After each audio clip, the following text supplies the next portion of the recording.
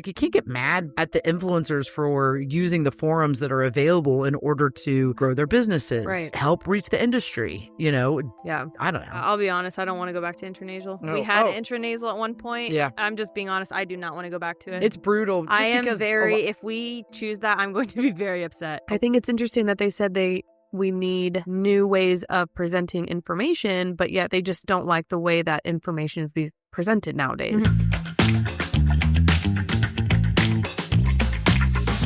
Hello, everyone, and welcome to another episode of the Veterinary Roundtable, the podcast where we answer your veterinary-related questions while having some fun along the way. If you enjoyed today's episode or a previous episode, be sure to leave us a review on your podcast provider of choice. And if you have any feedback to offer to improve the Veterinary Roundtable, let us know. I have a quick question. Is anybody having deja vu? I was just going to say, I'm having deja vu. We had to do this again. Oh, goodness gracious. Okay, so anyways, our reviews, we love them. So leave one on Spotify and Apple. Yes, makes us were happy. at 326 on... No. What? We were yes. Sorry. 326 I'm all confused. on Apple, but now we're at 328. No, on Spotify. And now we were at 127 on Apple, and now we're at 128. Okay. It's our first time, guys. We just got here. Yeah. Okay. Our bellies are full of food. Oh, my goodness. Okay, but anyways, follow us on Instagram or TikTok as well, because we think we're kind of funny. We try to put more stuff out. It's at the Veterinary Roundtable. Yes. We really enjoy dancing. We danced once. We just dance with words across the Yes, okay. We'll get to that topic. Yes, okay. And then also check out our YouTube channel where all of our video podcasts are published. So if you'd like to see the ladies in red, it's the Veterinary Roundtable on YouTube. And we post shorts on there too, which are really fun. Shorts. Oh, like short videos? It's like TikToks, but on YouTube. They're called YouTube Shorts. Right. Got it. Who's showing their age? Back there's going. I'm sorry. I have one social goodness. I'm Dr. Emily King. I'm Dr. Ashlyn Duckwall. And I'm Courtney Allen. And if you are watching from the YouTubes, you might notice that I'm on my couch alone. Oh, where's I'm your all potato? alone. Oh, yeah. I was going to put them all up here. I forgot. It's okay. They can stay there. My friends are there. But I am going to have the couch to myself moving forward. Yeah. Because with sad, heavy hearts, Devin is leaving the podcast. Yep. So she has some other priorities, some other things she wants to focus on. She's got some other stuff going on. So just wrong timing for her, and that's okay. We will miss her very dearly. Not to say we might not have her for a guest episode or something along those lines. She might reappear, but for the time being, you get us three ladies. That's right. That's right. Look at you. We ain't going nowhere. That's right. And Harrison is also going to insert a goodbye video from her. She's just going to say a few things. So here is the video that she would all like our listeners to see and hear. Hey, Vert listeners, it's Devin. And if you didn't notice, I'm not in today's podcast episode, so I just wanted to pop on here and let you know why. And that is because I have decided to step away from the Veterinary Roundtable after a lot of thought. It was a difficult decision, but I think it's best for myself so I can focus on other things going on in my very busy life. But I do just want to say thank you for your support over the last couple of years, and for letting us be ourselves, be our silly, quirky selves. I did have a really good time, and I know that this is one of the greatest opportunities I'll ever have in my life. But I am very grateful that I did get to experience it and the ladies I got to experience it with. But it is time for me to step away. So I just wanted to hop on here and let you guys know that appropriately.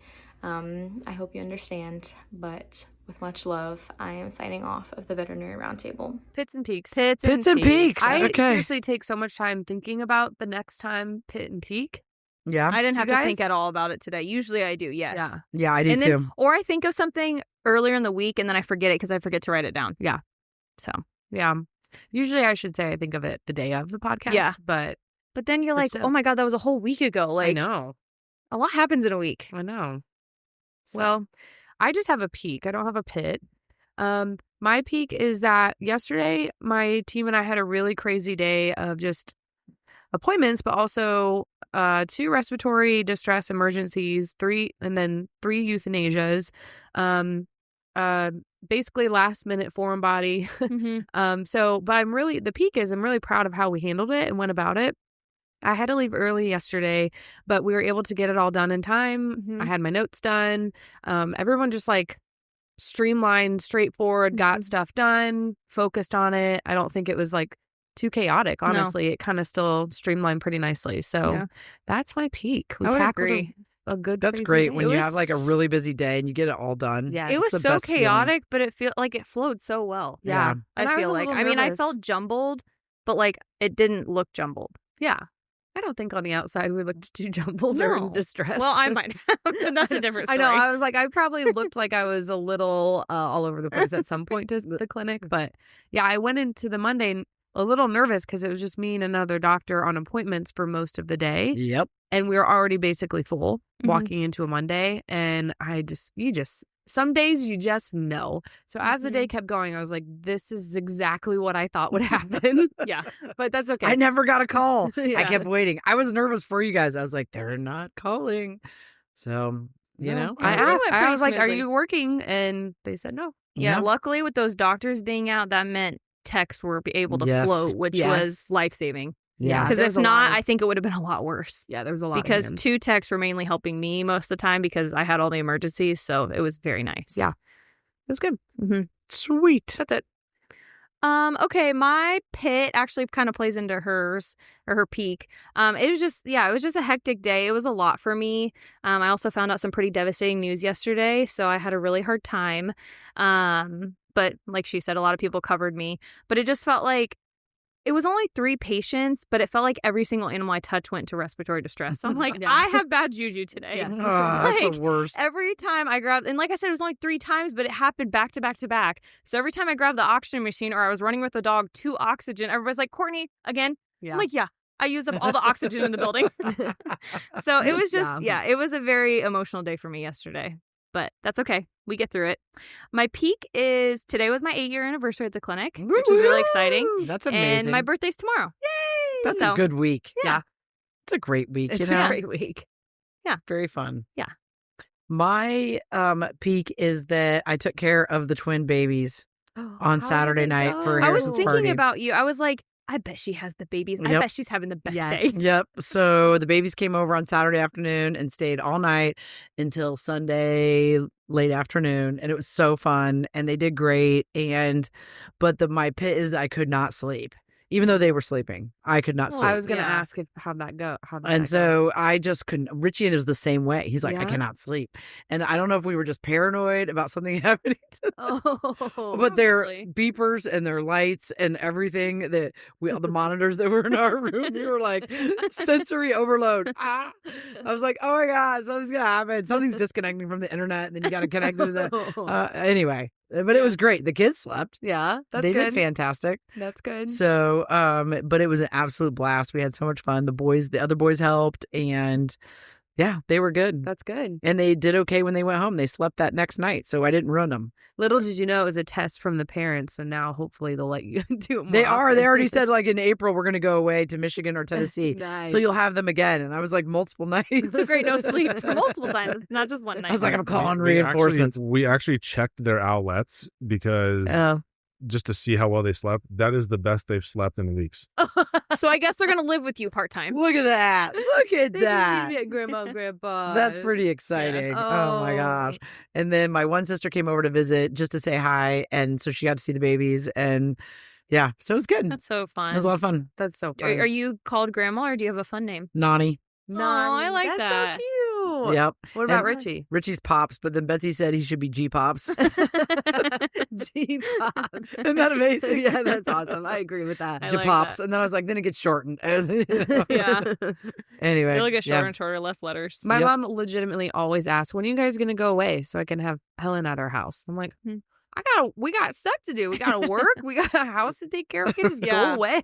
Like, Right. Yeah, I think my mom is going. I will not see when I have a baby at some point, my mom will have the baby more than I will. I Yeah. won't see my own child. Yeah. or It's she fun. could just be an live-in nanny. There you go. Live-in There you go. grandma. So that would be kind of nice. Yeah. That'd be Yeah. good. That'd be a Yes. good deal. Yeah. That's And it's hard. exciting. 2 of them, I mean, Oh, I can't like imagine. Madeline is a saint. I don't Yeah. know how she does it because you have to, like you got one and then that other one needs something. And then you're like, what do I do with this one? And then, so Calvin helps a ton. Oh, that's awesome. good. Yes, Calvin's extremely helpful. And so he'll feed them, he'll walk them around, play with them, do whatever. And then you always have one more than the number of kids. One more person than a number of kids. Yeah. So then there's usually 3 of us taking care of 2 of them. Yeah. And that works out pretty well. Oh my gosh. Yeah. Calvin likes being an uncle. Oh, he does. He's fantastic. Yeah. He does a fantastic job with them. That's so cute. So yeah, it was good. It's a good I weekend. feel like that's so hard to picture because he's just so like He's Calvin. He's Calvin. He's a little kid. He's he's going to be 14. Like everybody keeps thinking of him I can't as think young, of him young, as 14. Yeah. He's older now. Yeah. So, yep.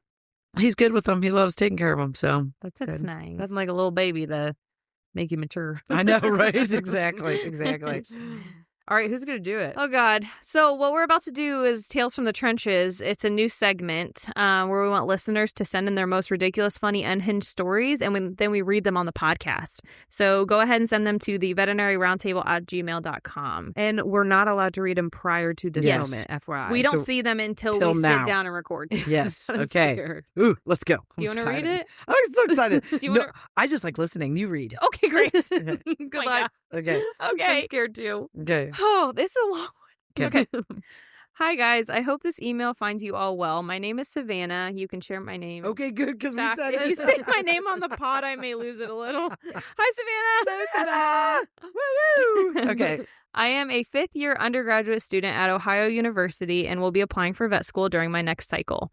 The next cycle. My tale from the trenches comes from a small GP clinic that I've been working at for 5 years now.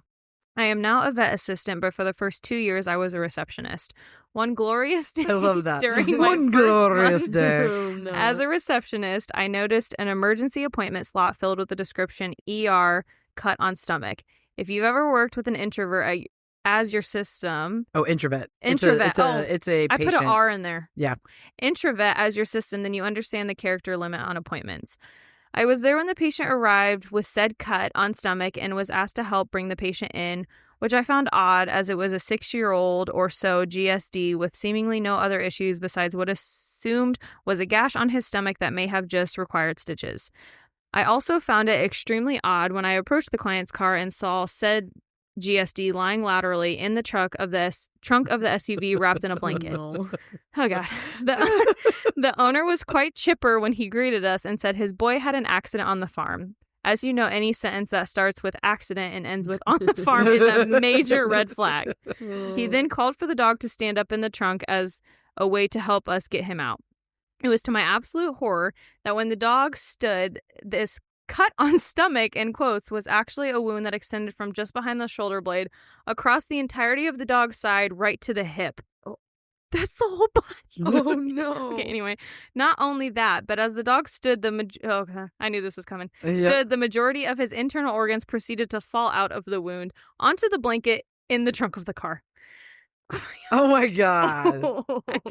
My God. I stared at the dog, then at the farmer, back to the dog, to the exposed dangling entrails, to the vet next to me, and back to the dog as I was near frozen with shock at what I was seeing.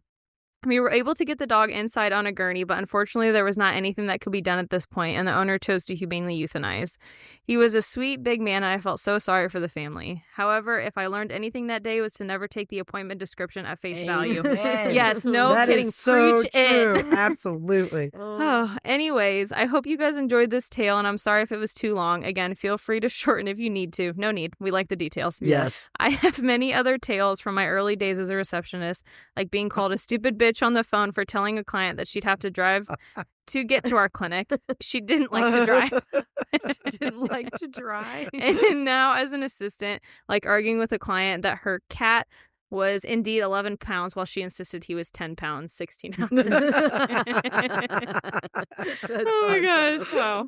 I enjoy listening to the pod every day as I commute from my apartment to class and to work. It is so great to hear the advice that you give and the answers to the listener questions. It's also so fun hearing all of your stories, and it's great to know that none of us are alone in this craziness. Thanks for all you guys do.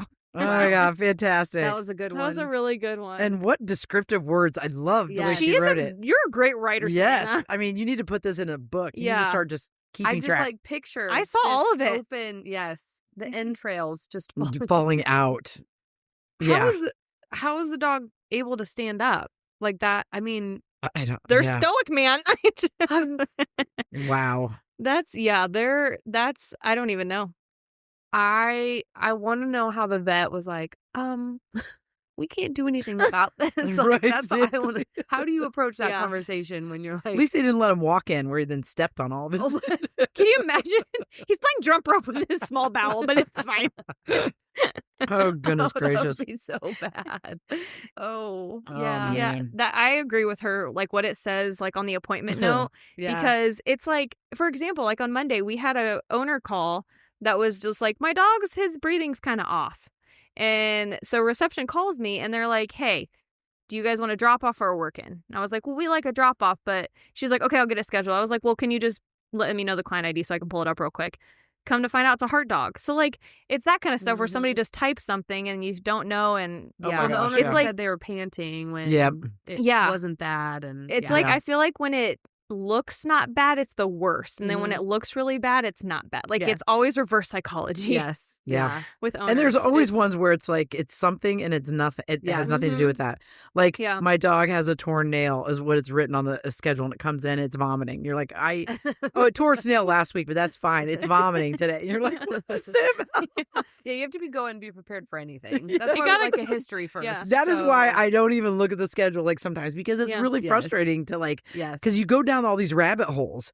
Like, okay, if it's a vomiting poodle, okay, Mhm. I need to make sure I check. You know, like, and you start Yeah. thinking about all these things, and you go in, and they're like, "Oh no, that was just one time Yeah. yesterday." Like, actually, she's just doing this, and you're like, Yeah. "Oh my god!" And then you have to do everything in your brain, like throw everything out that you thought you were going to Yep. do and be like, okay, new plan. Yep. Last week is actually a great example with King and I because it was towards the end of the day, a 5:30 popped up on King's schedule, and it was one of my patients, but I had an appointment at the time that we just got done early. So I was like, hey, I can do that one. It's my client. I know them. And it just says a wound on the dog's paw. Oh, yeah, I wasn't there for that so one. then Yeah, that's a perfect example. this is a perfect example. My room assistant goes in and she comes out. She goes, there is something dangling and it is blood everywhere. And I was like, oh, okay, well, let's go in. I go in. I take the bandage off. I'm like, oh my God, it degloved its toe. It's a pinky toe, basically. Yeah. But then we kept looking and there were wounds all up the leg, across the foot, puncture wounds. There was a gash that was super deep on the other leg in the inguinal region. Long story short, we ended up having to sedate and debride, clean up everything, close one of the wounds, and we were there really late. So I walked next to For me. a I'm cut like, on paw. come look at this paw that I took from you. It was just How does funny. that paw look this week? It looks okay. I had to culture it yesterday. So Mhm. it looked a little like, I don't know, that just like pus thick material. Mhm. And I don't think because I'd been the whole weekend that it was like the Xeracil still left behind. You know what I mean? Yeah. So yeah, we had to culture it, which is, the whole thing is unfortunate because they have no idea what happened to this puppy. Like they have no idea how he got these injuries, and it's very extensive. Like Yeah. we're doing bandage changes every day, every other day, and it's going to be a longer recovery. So Yep. I've started progress pictures. yeah, I don't know if you have original pictures, No, but no, but if somebody anybody does. I think Ashley does. So anyway, we'll show you the pictures of that one, but that was just a great example of Oh my thought gosh. it was just going to be some on Absolutely. paw. Yeah. Yes. Yes. Yep. Oh my Paw gosh. pad. No. degloved toe. Degloved toe. Okay, trending topics. So basically, if there's something new going on in the world, in our industry, we'll talk about it. Mm-hmm. This first one is from a podcast that is hosted by Dr. Ernie Ward and the RVT. Becky, yes. Her name is Becky. I can't think of her last name. though. It's the Viewfinder, Mhm. right? Veterinary Viewfinder. Mhm. Veterinary Viewfinder. So they hosted a podcast or had a podcast discussion. Basically, the summary is that it was discussing influencers and how their effects on CE, Their effects basically, on or CE. like, yes. Yep. yeah. It was an interesting. It was interesting. I mean, Mhm. there were some points that were valid that he made in the podcast from the standpoint of like maybe the form in which CE is delivered now is not like Mm-hmm. the best for people. You know what I mean? Like, like maybe the 50-minute slideshow. yeah, I like agreed with you know, that. like maybe there's other routes that people Mhm. enjoy better, like panel discussions Mhm. or Interactive. Wet lab stuff. different stuff like that. And so I do think that, and in today's world with information being at our fingertips, I don't know if always the conferences are like short of the wet labs and stuff like that, where you like actually need like hands-on and like instruction, like the just the regular everyday, what should you do about a upper respiratory infection in a cat? Like you can find that out without having to go to a conference per se. Mm-hmm. But then he said a lot of interesting things Mm-hmm. because per them, they think CE is so serious. So it is, because we all get CE in each state. Depends on, It basically keeps us sharp. Yeah. I think that's fair. I usually walk away from learning something that I can say, oh, this is great. I can try this in this new case. So it is serious because it's helping us be better at our jobs. It's growing you as a doctor or a tech or... I think there are some very... short-sighted. I was just going to say short-sighted views that were also shared, though, regarding influencers' influence on CE. Yes. I think that it was quite condescending is a word that we used, because they're assuming that a lot of people are going to CE just to see influencers. Yeah. Or that's the reason why certain conferences have more people there. And I think that's a very loaded statement when you have no idea. Like, one person could be going literally for the content, but they happen to see somebody that produces something on social media they enjoy, and they stop and talk to them. And that is like an extra of the conference. I think it's interesting that they said we need new ways of presenting information, but yet they just don't like the way that information is being presented nowadays. Meaning on short videos on TikTok or Instagram. Well, they don't think that, I think that they're questioning the expertise of the influencers that have lecturing. the most followers. And I'm not talking about the dancing videos that are trying to be a joke. Like, right. No, yeah, they're that's not talking about educational CE. I completely agree with that. Yeah. But like there are literally, we know multiple board certified experts that have their own pages on social media, and they're sharing cases through that, or they're sharing information through that. How is that not valid just because they have a name on a handle that have a lot of fans, thousands of followers, followers, fans, whatever you want to call them. Right. So I don't understand that perspective. And I think that there's several influencers that don't have specialties, like, that aren't board certified, but have expertise in their work field. Like, so like, Yeah, you opened a successful business. Yes. And so you're trying to share information through a different platform from what you've learned. And I'm not teaching, like, say, for example, if we're using me or if we're using some of the other influencers that I know that aren't board certified, like if you're teaching about something, it's not necessarily medicine related. Some of the time it is, some of the time it isn't, but it's more about how do we run a successful practice? How do you maintain positivity in environment? How do you, like, real life scenarios, right? And I think people like that. Yeah, I think it's a different way to connect with them and see, like, take a perspective of how it's like in the background and the back scenes of where their pet goes to the clinic and stuff. And yeah, I'm just struggling to understand their perspective and fear. I feel like it was very fearful of the amount of education we can get, when I'm like, what conferences are you talking about? The ones I've gone to, I still look at the lecture titles and go and listen to, whether it's a board certified person or not, to somebody that knows more than I do, presumably. So I'm going to sit and listen to the topic, not because. Well, and I think that was their thing, name. right? Like, who's picking these people talking, and what are their credentials? Are we really serving the industry or our fellow veterinarians well by? And I'm like, I don't know. I don't know. I mean, like, I don't think it's that deep, man. Like, yeah, if you want to learn how to do a gallbladder, removal, then you're going to go see a board certified surgeon talk about the steps necessary in order to perform such procedure. Like, you're not going to listen to me. Right. You know what I mean? Like, so I think, it depends on the subject. I also think, like, people are using the forums available because consumers the range of the pet owner right now, the age range of the pet owner right now is like, 25 to 40, I don't know, remember 2 or 3. Those people are all consuming information online sources. So through social media. Yeah. And so like, you can't get mad at the influencers for using the forums that are available in order to grow their businesses. Right. Help reach the industry, Yeah. I don't know. Well, and I think, Dr. Ward said in the podcast himself, he said that he keeps an arm length from social media purposely. That's fine. It's not your cup of tea. It's okay. Yeah, I completely understand that 100%. But if that's your perspective, I don't know if it's fair to then judge the decision that people are making to relay information or inside the world of our industry through social media. Yeah. I just think I think people can still be fulfilled by doing that type of platform. Yeah. I think they talked about how they love when people say, we love your podcast. We really appreciate what you talk about. Like, everybody wants to be valued for the work that they're doing. It's okay that it has to be or ends up being a 30-second video on a different platform than podcast. Yeah. I don't know. I just don't see people like when we were at VMX.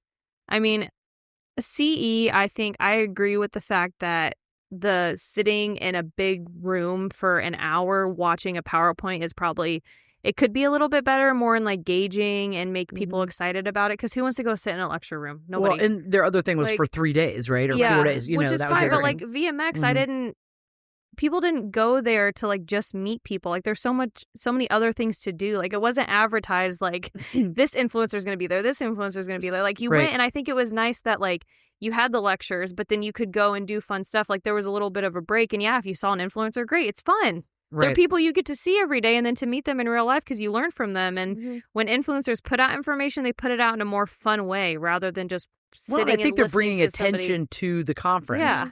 So That was like one of their points is like, is that why their conferences are using them?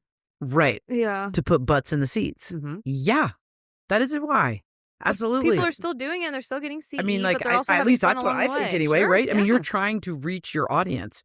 And so that's a place you're reaching your audience is through social media. So you are asking influencers to go out there and talk about VMX or talk about WVC or whatever. Yeah. And then hopefully that reaches a lot of people and then people But a come lot of into them the are conference. not standing giving the talks either. You know what I mean? So Yeah. it's like, I agree with their perspective.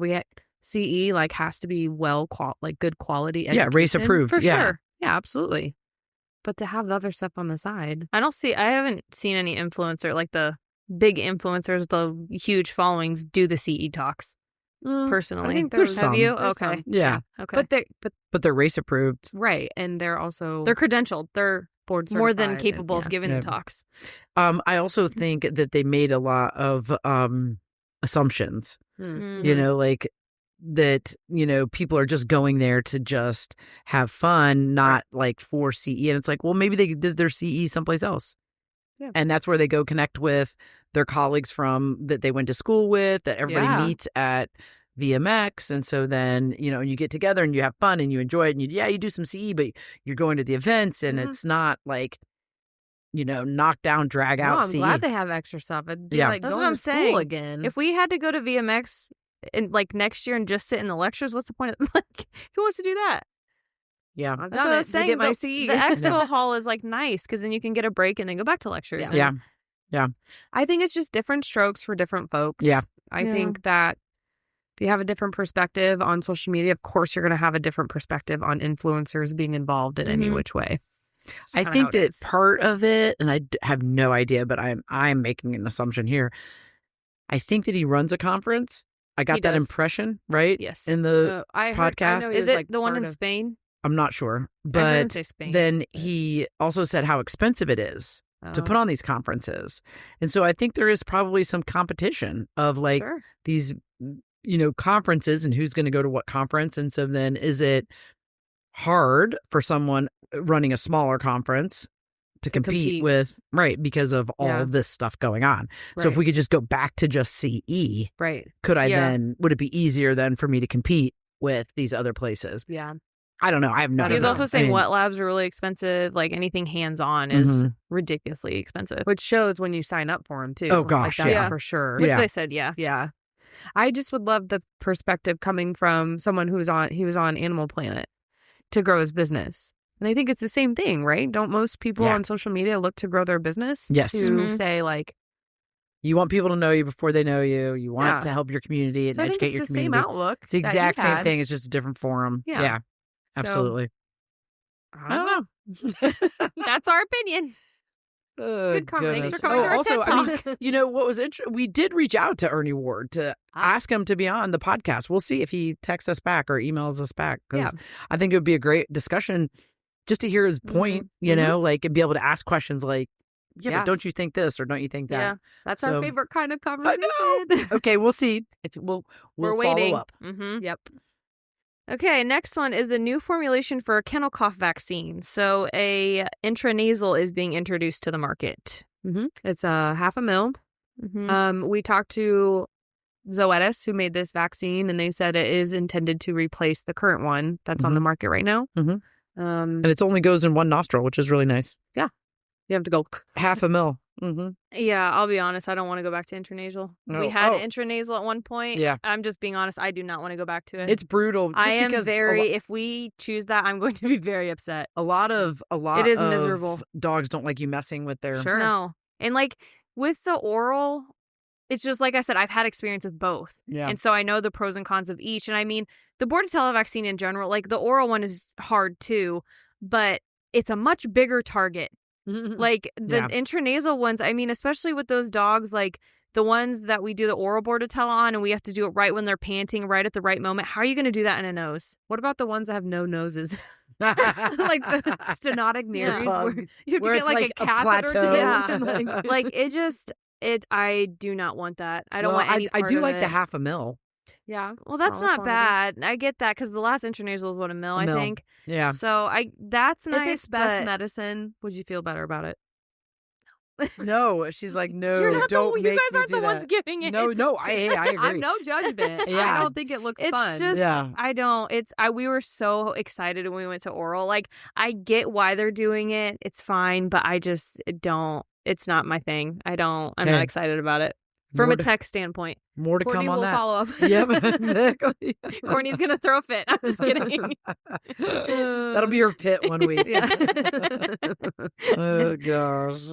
Okay, case collections. I think we've got a couple good ones. So my case is still kind of in the works, but I think I have enough information to share it. It's actually one of our employees' cats. I forget. It's a female spayed, orange female. Mm-hmm. Ooh. Yeah, so she's so cute. She's 3. She's 3. Okay, and she was a stray, so history is kind of unknown, but she originally presented to one of the ER clinics over the weekend early in the morning because they woke up to her straining to urinate. Like she would go to litter box and try to go and nothing was coming out. So they took her to the ER, to which the vet on exam palpated what they thought very large kidneys, bilateral. And so they proceeded with blood work and x-rays. I don't have the x-rays, but she told me it's in the description where basically it's bilateral renomegaly. And on her blood work, her creatinine was elevated at, now I think it was 3 something, 2 or 3 something. Sorry, now I forget. But anyway, she did have evidence of kidney disease, but they couldn't get a urine because her bladder was too small. So she was urinating. She was able to urinate. So it was recommended to proceed with a full ultrasound because they only did a point of care one where they just tried to look for the bladder and then briefly looked at the kidneys, but nothing, like they didn't say anything about it. So she's on my team, so she was just texting me about it, and they had started her on Clavamox and gabapentin for pain management, and basically they didn't want to do the internal medicine referral, wanted to follow up with me, with our clinic first. So I saw her yesterday, and on presentation, you can palpate the kidneys. They're very large. Now, she's a lean cat. She's not skinny. She's lean. So anything is really easy to palpate on her. It's fantastic. She was not painful, but she was on gabapentin. She wasn't dehydrated. She had dental disease. So honestly, I would probably put her a little bit older than 3. Just she had pretty decent dental disease. But yeah, her kidneys were bilaterally equally large. I would say from my perspective of my hand with what they should feel is at least twice the size. Wow. And Caitlin had mentioned too, like, yeah, I feel like I could see it on her, because she's so lean. So I was like, okay, let's just recheck her kidney values. We'll get a urine because her bladder was pretty decent size. It was soft. She wasn't painful when I palpated it.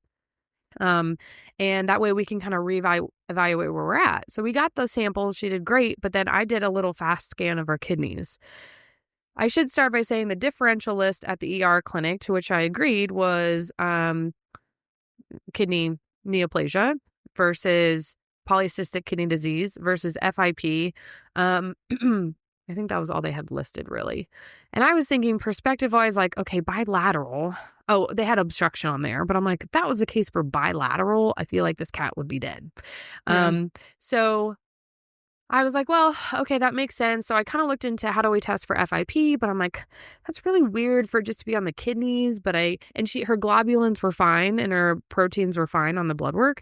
So I was like, no, I don't think so. And then I found out she was FELV tested and she was negative. So I'm like, okay, probably not that. So then when I did the fast scan of the kidneys, they look like Swiss cheese. Oh, wow. It was insane. That's cool. I have a picture of it, which I should send to Harrison to post. It was like literally Swiss cheese kidneys. So polycystic kidney disease is top of my list. I mean, you diagnose it by basically a biopsy of the kidneys, which I prepped her. I was like, anything really on our list, you'd have to biopsy the kidneys. We have her set for a full abdominal ultrasound tomorrow just to see if there's anything else. I think honestly it's polycystic kidney disease, but she's an employee of ours. I think we want the information, so we're going to do the ultrasound. So is she like part Persian or anything? No. She's straight so up cute. Domestic short hair. But she's so small. Yeah. I mean, I think there's I think I read you can do like a PCR for the gene or something, but I mean, it doesn't change really what. So her recheck kidney values got worse already. 4.8 creatinine. Oh.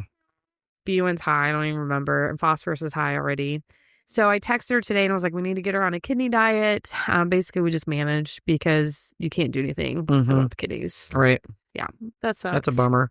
Yeah. It was a fascinating ultrasound quick scan. I've never seen anything. Literally, she they look really put cool the when probe you see and I was like, what is happening? Mm-hmm. It was crazy to see that. And she had said, she's like, the ER showed me the kidneys, but I think it was on the x-ray and they looked smooth on the x-ray.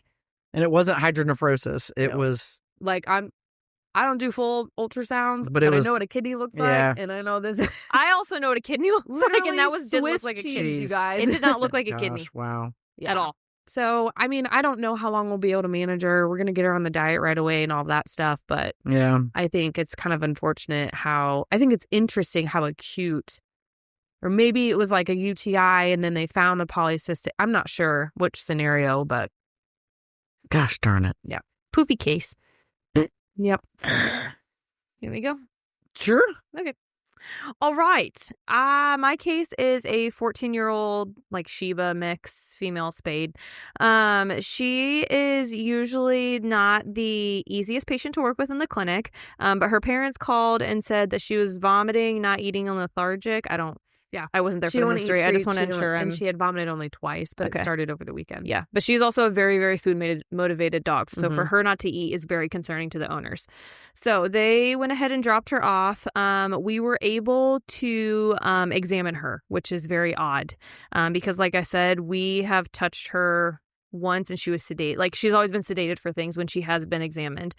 So they were able to do an exam on her.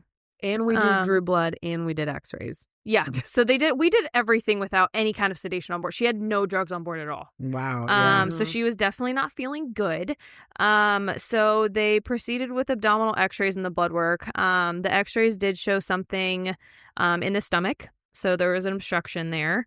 Her blood work also revealed that she had kidney disease. It was the pre-op blood work, right? Yeah, it was her just routine. We looked to see what was going on. Creatinine was 3.4, BUN was like 50 something. Yeah.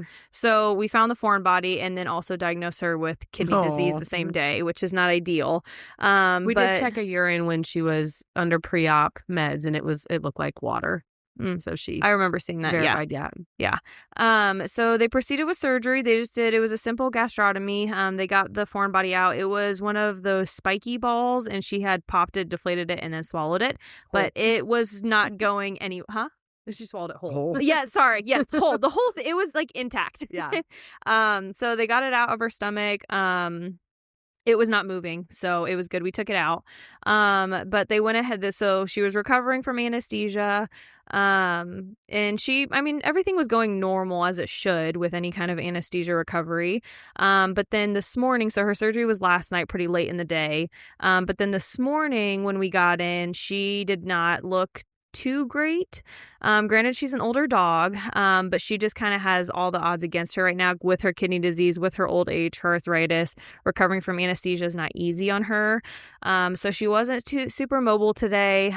She wasn't super interested in food. We did get her to eat a little bit, but she was still pretty out of it. We think she was kind of stressed overnight too, so I think that took a lot out of her.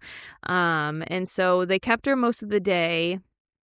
She kind of perked up here and there, but we also figured out that her GABA dose may have been just a little high. Like, it wasn't within the normal dosing range, but just with all of her other health issues, we lowered her GABA because we think that gorked her out pretty bad because the owners had to let us know she had a dental a few months ago, maybe February. And we sent her home with GABA after that procedure, and they said that gorked her out, and she had urinated on herself when she was on it before, so we decided to lower the gabapentin dose, and hopefully that will help her. She just needs a little extra time to recover, but we also kept her. She was on fluids all day, which is always good for the kidneys, but as far as I know, she went home just fine, so we'll see how she does overnight and check in tomorrow. But I think she's doing as good as she can do right now. I think it's very interesting because she had blood work for the pre-op dental in February and her values were completely normal. So it's always very interesting how quickly things can change. I forget what else I was going to say about that. Yeah, she did go home today. Oh, Dr. Ham. So Dr. Ham did the surgery and took over for today, and she rechecked her kidney values and she said they were about the same. So it's obviously, we know it wasn't dehydration. That's why. Right. So now we have to manage kidneys, which the owner said that their other dog has been on it. So they're very familiar. And they actually said that wasn't their biggest concern. The surgery was their bigger concern. Concern. Yeah. Yeah. So just like beating a girl when she's down, you know? Yeah, exactly. Just goes to show, like, I mean, it's just like, it's kind of a coincidence finding two different things, but Yep. One of them we can fix. Yeah, exactly. Exactly. That was cool. Do you want me to do one? Do you want to do one? Where are we at? You want us to do another one? Okay. So my case is a 12-year-old schnoodle, female spayed schnoodle that came in for anorexia and just not acting like herself. She didn't really want to do her normal activities around the house. The owners are in their mid-80s and felt like she was too tired. I thought that was hilarious. Anyway, because I'm like, what are you guys doing? So yeah, she came in and she just wasn't eating. For the past couple of days, they had tried to entice her to eat with some chicken, and she just really wasn't having any part of it. She had vomited once, and that's pretty much it in her history. And so on physical exam, she was pale when you looked at her mucous membranes, enough that it was like a difference from what you would think is normal. She wasn't like emergency pale. She was just paler than what she should be. Her heart, she had a grade 3 out of 6 heart murmur, which wasn't there on her previous exam. And then she had fullness in her cranial abdomen. So when you palpated her abdomen, you just couldn't get your hands together as you were moving down her abdomen. And so it was like, well, that's not good. Things are, and they're attached to this dog. Like, they love this dog. This is their person. And so, we kind of just worked our way through it, and we did in-house labs, and then we did x-rays, and the in-house labs showed an anemia of like 26%. It was slightly regenerative, not as much as you would think if she had a bleed like in her abdomen or anything like that. But yeah, so it was slight and regenerative response. She had thrombocytopenia of like 90,000, I think, was her platelet count. And then was there anything else on her labs? That was pretty much it on her labs. On her chemistry, she didn't have anything. So yeah, that was pretty much it. Then on her x-ray, she had a large mass in her abdomen. So then that was pushing things around mid-abdomen. And so then we did an ultrasound, and it was a splenic mass that was rather large. The rest of her organs in the ultrasound appeared to be fairly normal, you know. So we took chest films. Those did not have any evidence of metastatic disease. So then they had the conversation about, like, should we do something or not do anything? And I'm like, well, you don't, I mean, like, your back's against the wall to some degree. You can either euthanize her or you can do surgery. And I knew from the ultrasound that she didn't have a hemoabdomen. So I was like, you know, she's a fairly decent candidate for surgery. If you don't have to worry about money, if money isn't going to put you in a bad place, spending the money isn't going to put you in a bad place, then, you know, you can give her a good quality of life for whatever period of time she has left. And so they decided to do the surgery, and she did really well. She was very tired because we did it late into the day. And so then the next day she was tired. But 24 hours, 48 hours, as you got into 48 hours, she was eating. She felt a lot better. Her platelets jumped back up to like 300,000. And then she had a stronger regenerative response. And so, you know, and then we sent the mass off. Obviously, it came back yesterday, and it was hemangiosarcoma, unfortunately. So, I mean, it's going to claim her life at some point. But between now and then, they have her for as long as they have her in their lives, you know, with them being older. And so she feels a lot better. Exactly. So, yeah. Good cases. I mean, they're all kind of sad cases. Good cases. Yeah. I guess so. They are. They're all kind of Debbie Downer cases. Yeah. Interesting cases, nonetheless. Okay. Oh, nope. You're up. Still use our text message feature for our podcast. All you do is tap on the episode, and whatever podcast provider you choose, you look at the top, it will say send us an inquiry through a text message here. You click on that link, and you can send us whatever you'd like, any questions, comments, concerns, and then you do have to leave your name if you would like a shout out on the podcast. Otherwise, it comes through as anonymous. Yep. Okay. Listener questions. Number 1. Hi, I'm a VA working towards my VT, and I'm currently living in Florida, the California of the East. I've never thought While about it is disheartening to hear about the VPA in Florida, I'm not surprised. After learning that Colorado proposed it, I knew the next state to do it was going to be Florida, where everyone calls themselves a VT without being credentialed, as it is not required, even in ER. They only care about years and on-the-job training. While I wish every state would require VTs to get a license, I know that if it hasn't already been enforced, it will unlikely happen. Anyhow, I love the podcast, been hearing it since the beginning, and love seeing you guys grow. I wish I could work with you guys, but you know, life. Karina, MBA, and future CVT. Oh, thank you. Yeah, let Excellent. us know. I mean, as more things Start happening in Florida. Yeah. Keep us posted. with Yeah. VPAs, sorry. Let us know how you are affected or how you see other people affected. by it. Yeah. The good, the bad, and the ugly. Yes. Yeah, we want to hear it from people firsthand who are seeing it live in action. Okay, next one. Okay. Actually, before we continue, I have some information that I actually forgot to include. Oh, tell us. What is it? The I have to pee, so hurry up. Breaking news. Yeah. We haven't had breaking news in Also, a long we should probably time. talk about VTs, how they're not required to get a license in that state. Every state's freaking different for whatever I reason. know. It's just absolutely ludicrous. That's So, weird. Dr. Courtney Deere, she's the ERD Yeah. on Instagram. We met her at She VMX. actually has a Substack, and she wrote a little bit about the VPA bill because in Colorado, they actually put some limitations on it. Oh. So here are some key takeaways. I'm just going to read through these real quick. Are you talking to the podcast? I am talking to the podcast. Okay, And just I'm want to make talking sure. to you all. So Okay. listen up. Number 1, a VPA is only permitted to practice veterinary medicine under the immediate or direct supervision of a supervising licensed veterinarian. Telesupervision of a VPA is not permitted. This is an important distinction, as many were worried about clinics staffed entirely by VPA personnel with a veterinarian available via telehealth, or perhaps one veterinarian for a chain of clinics in a region. Number 2, the supervising licensed veterinarian and VPA are located at the same veterinary premise while practicing veterinary medicine. Number 3, the licensed veterinarian or the VPA has obtained informed consent from the client. Number 4, approve a nationally recognized VPA credentialing organization that requires a VPA to complete an accredited university program for VPAs, pass a VPA examination, and complete continuing education requirements. Number 5, provide guidance to supervised licensed veterinarians in their delegation of tasks to and supervision of VPAs. Number 6, establish an equivalent registration pathway for a veterinary technician specialist as a substitute for the education requirements needed to register as a VPA.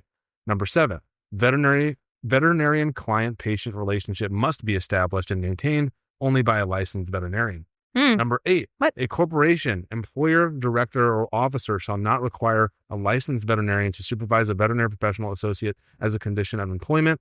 And lastly, number 9, supervising only a single veterinary professional associate who is practicing veterinary medicine at any one time. Again, addressing the concern of 1 veterinarian and 5 VPAs. So if you want to read more about this, it's on her Substack. It's erdvm.substack.com. I don't know what's the point of it then, especially if you can't. I mean, what's the point? The veterinarian has to be at the location. Those veterinarians are not going to be in those locations. How is it increasing the quality of care? How does it increase? How does it see more patients? Yeah, I don't get it. Not sure. Also, maintaining the veterinary client-patient relationship. The reason why I made a face, I was like, so they're going to be ER VPAs. People are thinking that as well, another piece of information, that this is going to push the bill back and the implementation of VPAs back to at least the 2030s. Okay. Maybe people heard us. So they're going to see all new clients. I'm so confused by that statement. DVMs. I'm not going to sign up for more responsibility. Yeah. What? There will be more DVMs. Yeah. Interesting. That's crazy. Okay. Well, for another day. We'll talk about VPAs another day. We'll do some digging. We'll do some digging on the new stuff that's. We're gonna. You got her all worked up, Harrison. We're gonna email. We'll email Dr. McCormick and find out what's going on in Colorado. I have a lot of questions. Yeah. Okay. Number 2. Go ahead. Okay. Hey guys, my name is Angela. I'm currently a second-year vet student, and the journey has been amazing so far. I was just wondering if you felt as a new vet that you knew nothing when you started in the field and were so afraid of making mistakes. I still have a couple years to finish my degree, but thinking about clinical years and then working in a practice as an actual doctor is making me so nervous and intimidated. Is there more I need to do to be prepared? From Angelina. You will feel that way. You will. It's completely different. It's a completely new thing. And maybe the way they're doing school now, where it's not in the teaching hospital, maybe people feel a little bit more better about it. Maybe they'll practice a little bit better about making decisions. But you've never in your life been in this role to make decisions that affect a life and then a person that's attached to said life. Mm-hmm. So it's just a learning curve of how to deal with that decision making. Have grace with yourself, because I remember I was consumed by the concern of making mistakes to the point where I would, take extra time to look up things on the on VIN that I already knew, but I wanted to make sure I didn't think of it wrong, or I wasn't doing the wrong thing still, or rereading my notes that I would do to make sure I typed up every single thing that was said. So you're going to have to kind of figure out a way to work through that, because it's a normal feeling. It's a normal feeling. Mm-hmm. You've never been in that position ever. Yeah. But just have grace with yourself, because it does get easier as you get more, you get more cases that come in for vomiting. You do the Serinia and they seem to be okay. And you build on your successes. And the times when you do make a mistake or something doesn't go right, it's going to be hard to deal with at first. I'll be honest, you will probably eat yourself up more than you need to, but just try to talk to people who have already been in the field, and they can share their stories where they made the mistakes too and how they learned from it. And then, it comes down to communication with the owner anyway. So you just have to always have good communication with them. And it's normal to be nervous. If you care, you're going to be nervous. Everybody's nervous for their first day. You want to care. You can't just be complacent and then be like, whatever happens. Right. That's the scarier place to Right. be in. Yeah, I agree. I think that, life without mistakes is not a life at all. Mm-hmm. So Preach it. So, like, I mean, like, you're going to make mistakes, and we say this all the time. I mean, I don't know how many times I've said it.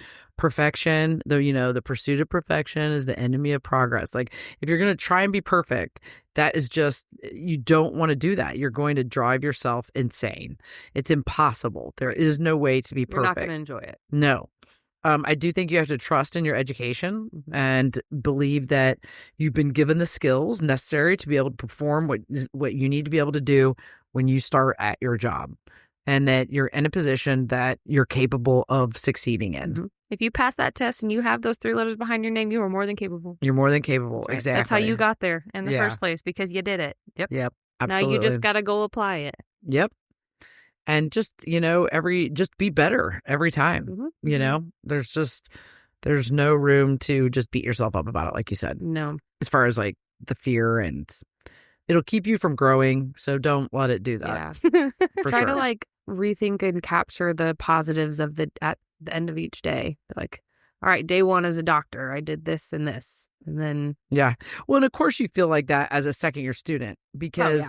You don't know everything yet. Right. And so to go, like, you're No. as a second year, you're thinking about what it would feel like to be in the clinic. But when you think about it as a third year, it's going to feel even better. And then as a fourth year, it's going to feel even better or different, And so, of course, it feels like that because you don't know any different. Mm-hmm. Yep. And so that's my point, is that you have learned and you are in the place that you are supposed to be in right now to be doing what you're currently doing. Mm-hmm. And every year as you evolve, you will be closer to that goal. Yep. I agree. Yeah. Hope that helps. Good You're luck. going to do great, Angelina. Yep, you can do it. You can worry, King, but don't you worry do too number much. 3. Hi, my name is Nicole, and I am a veterinarian up in northeastern Indiana. Wow! I feel like we don't get anybody from Indiana. I am currently due with our first child. Congratulations. Yay. This spring, and curious on balancing it all. When to leave for maternity leave, when to come back, and how much to come back. I would love your thoughts as women who are mothers first and who also have successful careers. From Nicole. Okay, in my defense, I did read this. I just somehow didn't read the Indiana part. We're very I completely excited. skipped right over. Fellow Hoosier. That's right, fellow Hoosier. Oh, my God. Yeah, say much. congrats. This is so exciting. What an exciting time in your life. Absolutely. Little babe in the spring. It's so fun. Spring baby, spring chicken. I don't think balancing it all is the same for everybody, because everybody has different priorities and roles in their family. So I guess speaking from my experience, my recommendation would be take the entire time you are allotted for maternity leave, because you will never get that special time back no matter what. It's just you and your babe in that bubble, and it's the best bubble. And if you have more kids, you'll have another kid there. So this is the only time it's just you and that baby. And then, so I guess when to come back would be obviously when you're ready. So I think everybody's different. I won't speak to like 12 week. I mean, when my maternity leave was done after 12 weeks, I was not ready to come back. I didn't want to leave my baby, but at some point you got to just get back on the bike, because if you're not planning on being a stay-at-home mom, then when you feel okay to go back, you really should just start getting back in your normal swing of routine, because that's more what it's going to be going forward. Yeah. And so just adjusting to that is going to take time. So you don't want to just keep pushing it off, because then it will get harder. I thought leaving for maternity leave, I would come back full time, which in our clinic is 4 10-hour days. But as soon as I had that baby, I was like, I don't think one day off is enough, plus a weekend for me to be with her. So I remember coming in 6 weeks postpartum, sitting Dr. King down and be like, can I come back just 3 days? And for a short time, I still stayed on full time just because of other schedules for doctors. But that's what worked for me and my family, based off my husband's job and what we could do. And yeah, I mean, in my mind, there's not enough time in the world to be able to spend with your baby. But I also knew I wouldn't be a stay-at-home mom. I knew that I'd worked too hard to get to this career, and I was still loving my job to where I didn't want to not come back either. So Yeah. It's different for everyone. I don't think there's a blanket statement. No. Yeah, I agree. I think that, and some people can still be involved in the field and not be in a clinic, Sure. So there's that scenario. There's, there's been lots of people that we know stepped out of the field. Yep. And then I think that's exceptionally hard. If you step out and then try and step back in, I can't. Having done nothing. Yeah. Because the industry evolves so quickly, I feel like 2 years feels like 5. You know what I mean? Kind of a thing. And so, like, I think that is really hard. That is a hard thing to do. People do it. I agree. I understand, but I think it's really, really hard. If you can just do even relief work, like if you're not going to go back to your original clinic or your clinic where you were, then some people will do that in order to keep their foot in the door, like as far as just their brain thinking and seeing the new things that are coming out, and new evolution of products and how problems are treated and all of that. So, I think it is really just... Why don't you say how fast you came back after you? No, because I don't want anybody to do what you did to think about that. Yeah, exactly. No, I think everybody's different. I think everybody's circumstances are different. I was going to say, I think everybody's lifestyle is completely different. Yeah. Right. So you'll know when you're ready, and you'll know what you're ready for. Yeah. And what you can take on. You will never feel like you're balancing it all. No. You just won't. No, it's always a feeling of like, who are you going to disappoint today? I was going to say, you say that quite often. You're going to disappoint somebody today. Or I mean, it's bound to happen. I don't know why. I just feel like as women, that's something that comes across our heads more often than I think a man in the industry would. Like, so I don't know if they even contemplate that, those feelings. But I think it's always like, okay, well, if I try and get to this activity, then who am I not taking care of over here? And if I try and do this, then that, it's like I was a good doctor, but maybe I wasn't the best mom, or I was the best mom and maybe I wasn't the best doctor, or I mean, it's an internal battle you have to deal with too. At the end of the day, I couldn't agree more with Dr. Duckwall saying, like, your family is there's only one of them. You have one life. There is not a do-over. So, like, you have to be very comfortable and not feel bad about, like, to your point, like, okay, you went to school for 4 years, but if your heart is telling you to stay home with your children, then you should stay home with your children and not feel bad that you're staying home with your children. Yep. I hate to see people feeling like they can't do what they're being called to do because they spent this 4 years of their life doing that. That's fine. Doesn't matter. Debt or whatever. But at the end of the day, when you're on your deathbed, none of that shit matters. So, like, you got to really, what are you being called to do? Where are you supposed to be going? And then do it, and you'll be more successful, I think, if that's the course that you if take. You're happier, you're going to be get more. I agree into what you're doing. Yeah. And I think it's really hard for people with daycare. Like, it depends on clinic hours and then there's daycare. And there's a lot of factors at play. But then you have other people who have family who take care of their children. So then, like, there's more flexibility and it's, so like everybody, to your point, everybody's circumstances are different. What your partner does. I mean, it's just so. It's so different. I think that if you do decide to go back after maternity leave, feel confident in the clinic you're going back to and that they understand what your priorities are. So, like, when your kid is sick, your kid is sick. You have to be, if you have to be the one at home with your kid, that's a no-brainer. So having a clinic that doesn't make you feel bad for that, or like you have to leave early to go get them at daycare and you're going to miss an appointment or two, like, don't find the support system of people who understand, or at least try to understand. So then you don't have that guilt on top of already the natural mom guilt you will feel at times, or this industry that can implant guilt on you and just stuff like that. Like the support system, it truly, you don't understand the phrase, it takes a village, until you're in it. And you're like, no, it really does take a village. It really does. I really need help. Exactly. So congratulations. But best of luck. Enjoy yes, it. it's going to be awesome. Enjoy it. It's the best. Okay. Good job, ladies. Outro. Thank you so much for tuning into another episode of the Veterinary Roundtable. Remember, send in those questions and leave us a review if you enjoyed this episode or a previous one. We'll see you next week for another episode of the Veterinary Roundtable. Woo! See you next time. Bye-bye.